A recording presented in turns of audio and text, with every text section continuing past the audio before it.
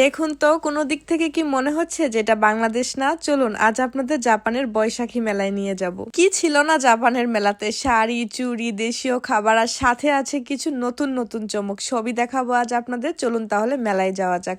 আমি গিয়েছিলাম দুপুর 2টার পরে। প্রথমে গিয়ে চলুন কিছু খাবারের স্টল ঘুরে আসি। কাবাব, হালিম, ফুচকা, বিরিয়ানি, চটপটি কোনো কিছুর কিন্তু অভাব ছিল না। আপনাদের ভালোবাসার মৌন পুরো দেশি স্বাদের একটা স্টল ছিল। এখানে সিঙ্গারা, পুরি, ঝালমুড়ি, আমাদের দেশীয় চিপস, ডাবের পানি, মুড়ির মুয়া, কোনো কিছুর অভাব নেই। আমি নিয়েছি আমার পছন্দের 1 প্লেট ফুচকা। এখানে 1 প্লেট ফুচকার দাম ছিল 500 ইয়েন। মোটামুটি সব স্টলে একই রকম দাম।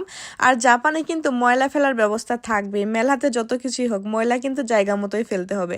মজা করে ফুচকা তো খাওয়া হলো, এবার চলুন শপিং করা যাক। মেলা জাপানে হলেও আপনি কিন্তু সবই পেয়ে যাবেন। শাড়ি, চুড়ি, 3 পিস, জুয়েলারি, কি লাগবে আপনার সব রকমের কালেকশন ছিল। আর একটা জিনিস দেখে তো আমি বেশ অবাক হয়ে গেছি, আমাদের দেশে নকশি কাঁথাও ছিল এখানে। আমি দাম জিজ্ঞাসা করেছিলাম, বলেছিল প্রতিটা নকশি কাঁথার দাম 8000 ইয়েন করে।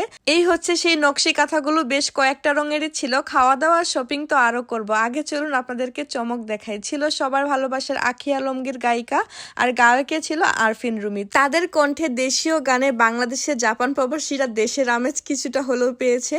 তাদের বেশ লম্বা একটা আমেজে ভরপুর পারফরমেন্স ছিল। এবার ক্ষুধা লেগে গেছে, চলুন আবার কিছু খাওয়া যাক। এখানে দেখলাম সিঙ্গারা, পুরি আর একটা ভেজিটেবল রোলের মতো ছিল। তিনটা মিলে 500 টাকা ছিল, তো আমি তিনটা 3 রকমের নিয়ে নিয়েছি। চলুন এবার মেলার পুরা এরিয়াটা একটু ঘুরে দেখাই। একটু লক্ষ্য করে দেখুন, মেলার জায়গাটা কিন্তু বেশ বড় ছিল। চারদিকে ছড়িয়ে ছিটিয়ে আছে হাজার হাজার বাংলাদেশি, লাল সাদা, পুরা একটা বাংলাদেশের আমেজ।